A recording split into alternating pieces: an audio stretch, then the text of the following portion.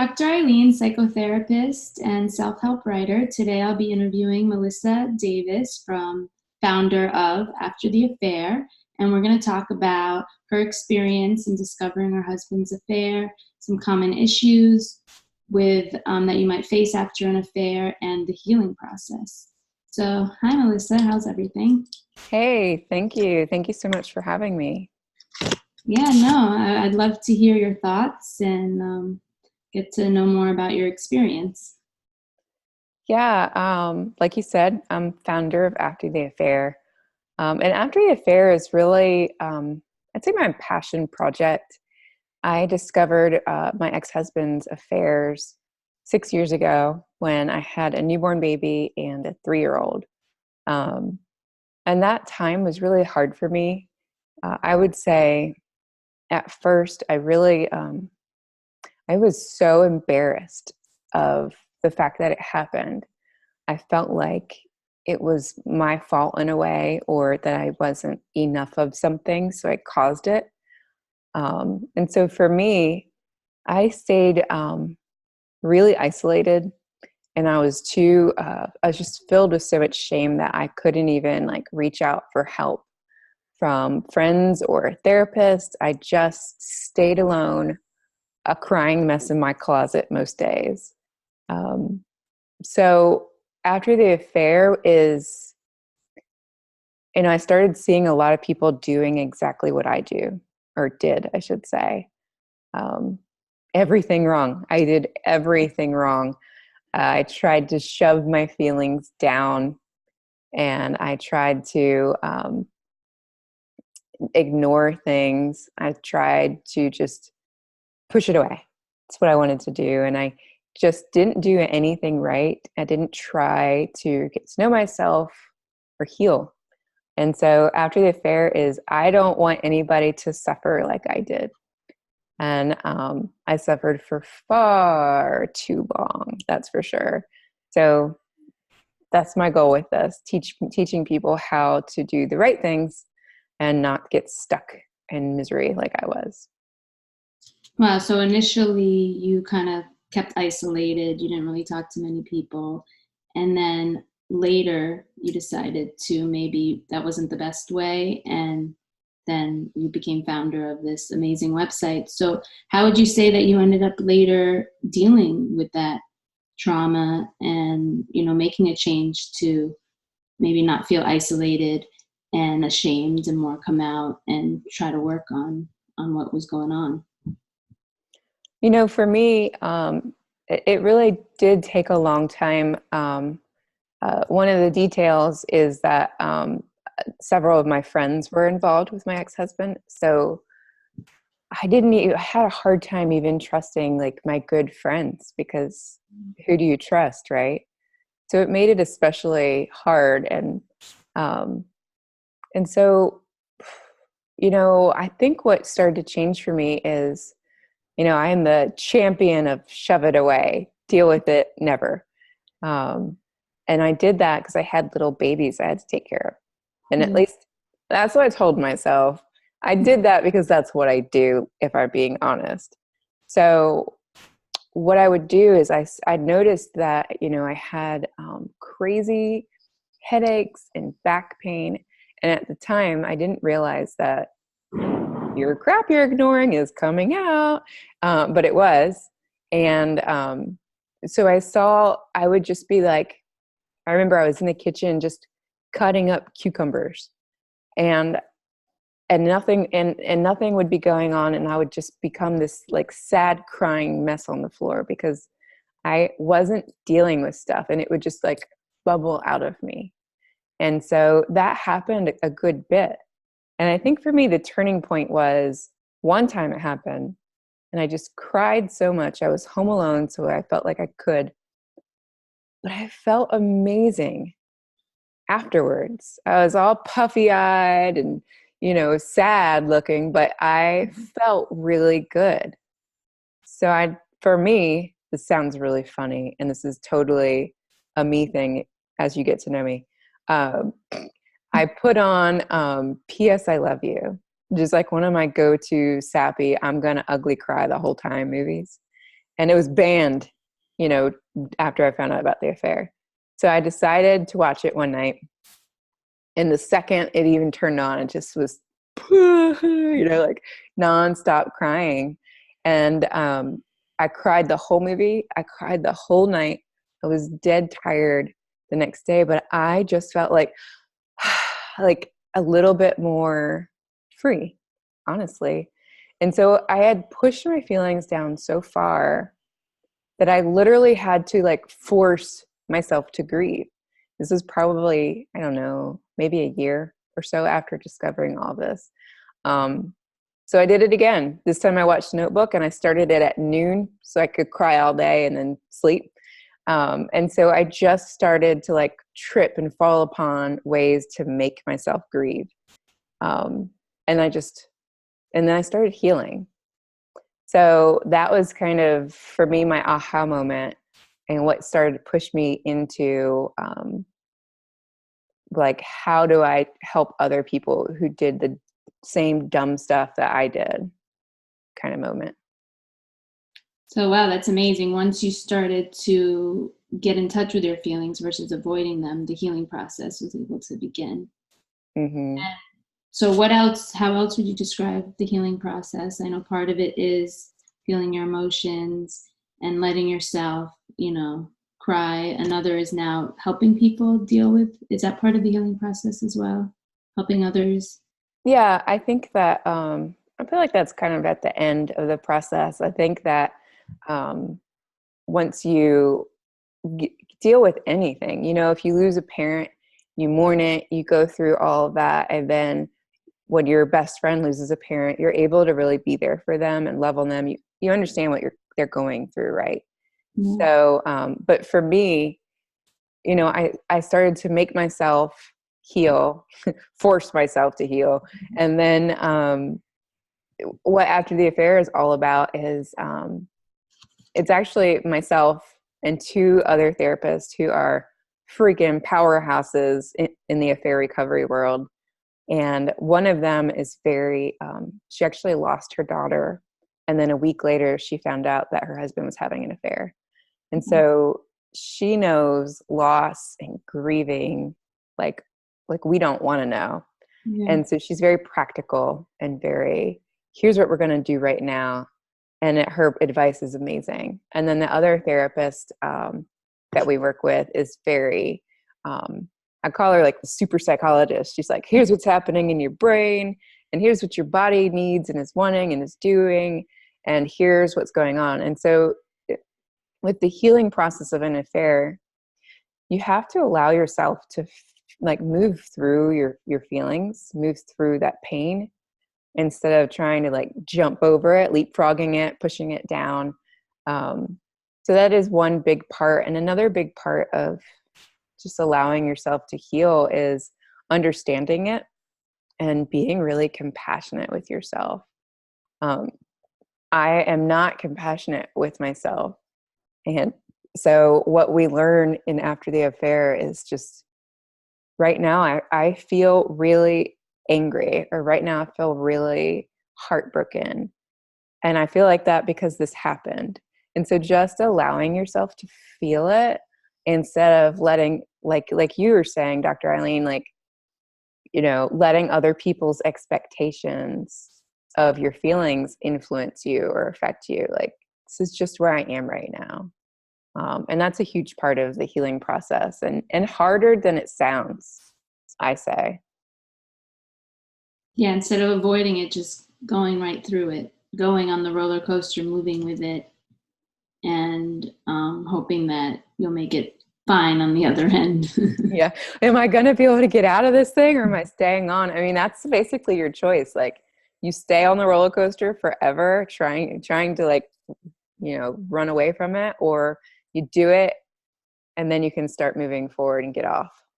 Yeah, and trying to run away from it could take a long time before you really, like you said, maybe it was a year before you even kind of dealt with it. We can push things off for a long time, and until we kind of go right through it, nothing's going to really be solved, or it's not going to be helpful.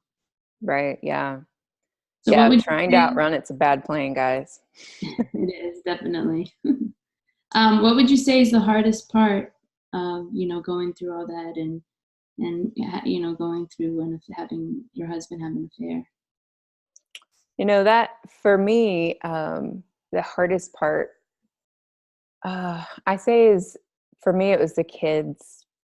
I had no idea it was happening, completely blindsided. And so, even telling the 3-year, she was a new 3-year-old. So like trying to tell her like, here's what's happening. Like, I'll get choked up talking about it now because it's so heartbreaking, like, I think for me, like totally emotional right now, that you didn't ask for it, I definitely didn't ask for it, didn't want it. And neither did the children. Mhm. But we all have to put the consequences on our shoulders. And so, it changes over time. We get used to it, we move on, people remarry, kids adjust. But like in that initial stage, it is so hard.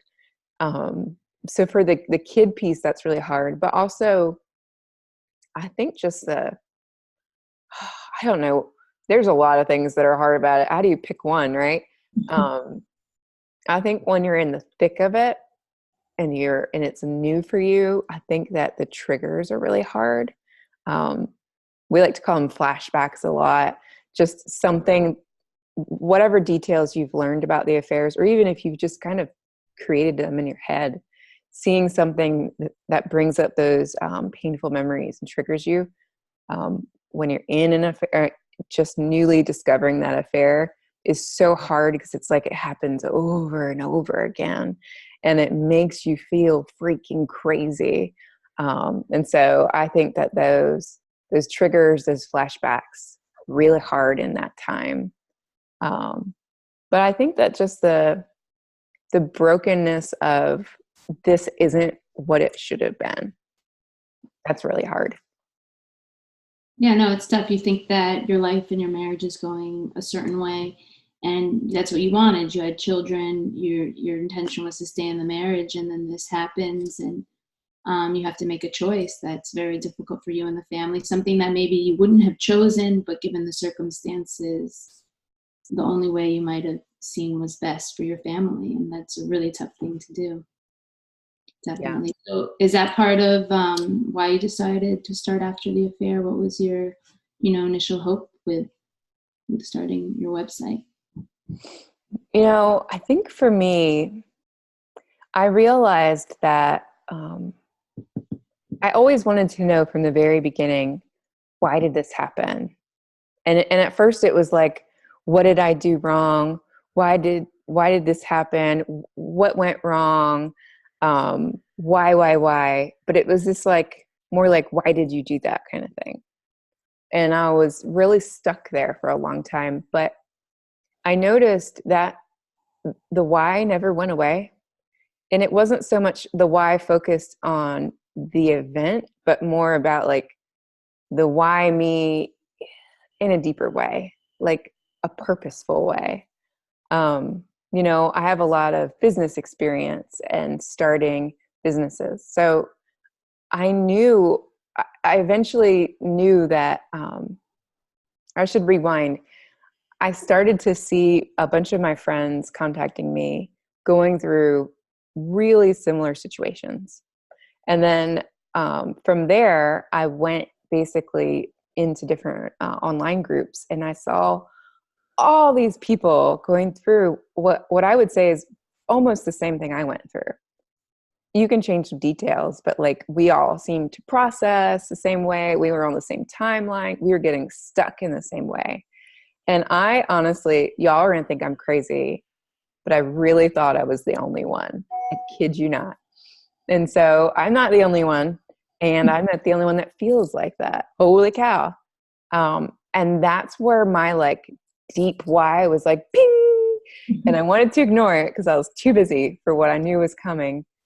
And so I knew that like, it's like when you watch your kids doing like what your mistakes were that you regret, right? I saw all these people doing the same dumb crap that I did. And it made my stomach turn.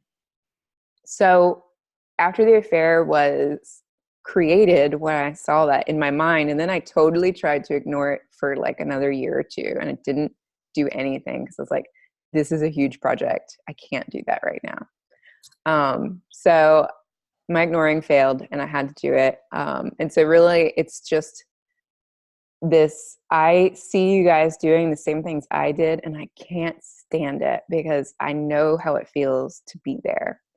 And so after the affair was created, to fill in a huge gap I saw, and the gap really, it applies to me, it applies to a lot of people. A lot of people feel very embarrassed or very like filled of shame, so they don't reach out for help. Then the other side of that is a lot of people become single parents and they're working a lot of jobs, or they're just crazy busy. They don't have the time. They're working during all of a therapist hours or something, or they are broke and they can't afford it. And I fit into all those different scenarios at one point or another. So I pretty much created After the Affair for me 6 years ago. And so that's what that is. It's totally made for all of us that seem to be getting stuck in the exact same places and just need some direction. Well, that's wonderful. So people don't have to feel alone when they're maybe going through one of the toughest things they've ever had to go through. And they can connect with someone that's been there and can share in their experience too, maybe help them along the process. Yes, So exactly. that's amazing. And I'm wondering then, what is After the Fair exactly? What do you offer to people coming to the site? What can they expect when they visit your site? Yeah, After the Affair is a series of 8 sessions that are videos that you're emailed. So that kind of takes care of that. I'm so busy, you can watch the videos as many times as you want and as often as you'd like, anytime you'd like. So they're videos of myself and those 2 therapists we just discussed. And I basically, each session is a different subject that we view as very important to handle and address while you're healing from an affair. So we might be talking about anxiety, for example, one week. And if you haven't picked up already, I'm super type A. And I basically am like a drill sergeant with these 2 very different, very amazing therapists. And I'm like, okay, what do we do about this right now? And what can we do about this? And a lot of times they're like, slow your roll, crazy lady. But I kind of just interrogate them from an affair survivor's perspective on, well, what do we do about this? Like, okay, and why is this happening? And so that's basically it. You're getting a bunch of really amazing videos with these 2 awesome therapists. And it's cool. To me, it's very cool because we're all so different, and we're all 3 in every video. So you get to get all these different perspectives and and all these different super practical tips to try to heal yourself. And you can find and pick and choose what's going to work well for you, because not everything works for everybody, and we get that. So I think that's what makes it very different. There's hardly any programs out there that just address the cheated person. There's a ton for couples. There's a ton for people who want to be healed of their sex addiction kind of thing, but not for you, the person who's cheated on. So we specialize in that, and we're super hyper focused on that. And it's not something we get a lot of questions about. Is this something that's going to push me to stay in the relationship or leave? We don't make that choice. You have to make that choice. But we do want you to get to a place where you feel really healthy and clear-headed, and understand things like boundaries and who you are, so that you can make that decision from a really healthy place for yourself and for your family. Yeah, that's great that you place it in their hands to make the choice, because I'm sure in their personal lives they have plenty of people telling them what they need to do. So you're just offering them information, helping them go through the process and then make their own decision on what's best for them and their relationship and their family. So I Yep, think exactly. you decided to give the program away for free, even though it's only priced at $8.98, or how does that work? Yeah, again, like I said, this is my passion project. So I realized I kind of killed myself, honestly, from the business standpoint to get these priced at $8.98 a session. So that's super cheap. My goal was for it to be cheaper than pretty much any copay out there. That was my goal. And we got there. But I realized that, when I was a single mother, I struggled to buy groceries. Like, basic things were very hard for long periods of time. And so my goal is to give help and make help available for literally everybody going through this. So for every subscription that we are able to provide to somebody, we also give one away free to somebody in need. And I thought this was interesting in a sad kind of way, actually. Almost every single person that reaches out for help from us for free services is actually a pregnant woman with nowhere to go. It's not everybody, but it's probably 90%. So when you do subscribe, you are helping people who are in dire need of direction and healing. So it's beautiful work that everybody's providing here. Yeah, it's great you can offer that. It's not fun if somebody can't get the help they need because they can't afford it, and those are usually the ones that need it the most. So it's nice that you're providing that for them. Yeah, we feel really honored to be able to do that for people. It's very special. No, it is. So I was also wondering then, because I know part of it in your community, you answer people's questions, and you're very involved and interactive. So I'm wondering, what's the most common questions you're asked after someone's experiencing their partner having an affair? Hoo-wee. How much time do we have? The most common questions, I think the most common issue people are wanting help with is panic attacks, or like the racing thoughts that we get where you kind of are obsessing on something and you can't get it out of your head because it just like overwhelms us, right? At least it did for me. And so I'll share with you one of my favorite tips that we have for this. This is Melo Garcia, one of our amazing therapists. She gives us tons of practical stuff, but the one that I just really love is the opposite hand trick. So if you are just totally, it works well, especially if you're like obsessing, can't stop thinking about it, and you're like dying inside because you can't stop thinking about it. So I am right-handed, and if I am buttering toast with my right hand and sitting there thinking about every little detail and obsessing about the other woman, for example, and I can't stop and it's driving me crazy, I can take my right hand and I can put it in my pocket.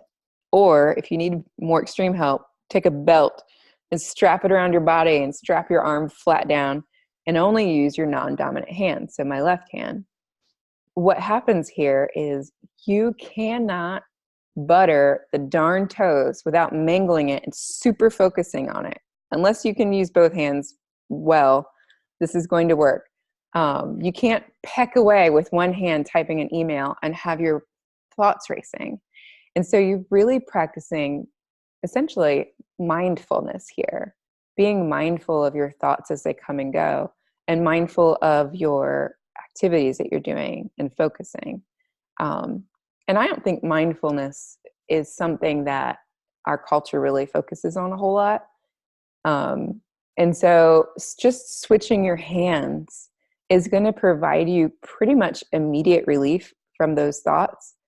And it's also going to, so a lot of people will use that trick just in the moment they need it, and they see how well it works, and then they start doing it for like a day or a week, and they commit to it longer, and they really start to see the power of just the focus and being very intentional. And, and so I think that's my favorite one I'll share with you. There's a lot. Yeah, I'll just stick with that or we'll be here forever. Well, yeah, mindfulness is very important in bringing yourself back into the moment, especially when you have all those racing thoughts about the affair. Like you said earlier, you'll have images of maybe what happened or didn't happen, or things that you might have witnessed or just are kind of imagining. So I'm sure it's important and helpful to just bring yourself back, be more mindful. And that's a great technique to just, it forces you to push yourself to kind of do what you need to do, and you don't have time or any energy to think about anything else. Yeah, I really like it. I did it, I learned it, not while I was going through everything and it was so raw. But I totally had to strap my arm down because I would cheat without realizing it. So definitely try it. You'll be impressed with what you learn about yourself. That's great. Well, thanks. I just have one more question. It's kind of a big one. So what would be one piece of advice that you would like to offer to anybody that is kind of just going through, having been cheated on, and, to help them through the healing process? Only one. um,